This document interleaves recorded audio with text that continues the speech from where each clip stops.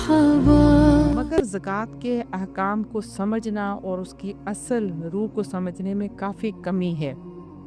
پہلی بات تو یہ کہ زکوٰۃ اس شخص پر لازم ہوتی ہے، فرض ہوتی ہے جو صاحب نصاب ہو، اور اس کے بعد دوسری بات یہ ہے کہ اس کے پاس ملکیت ہو، یعنی جو مالک نہیں ہے اس کے اوپر زکوٰۃ نہیں ہے۔ تیسری لازمی بات یہ ہے کہ اس کے پاس وہ مال زیور گولڈ کی شکل میں ہو، سونا چاندی سرمایہ پیسے یعنی جو بھی موجود ہے اس پر 1 سال گزر گیا ہو، یعنی یہ لازمی چیز ہے، اس کے بعد زکوٰۃ لازم ہو جائے گی۔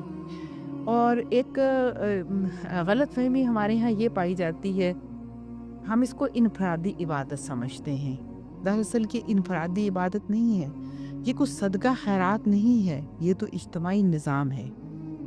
زکوٰۃ کا مقصد جو بہت بنیادی طور پر ہے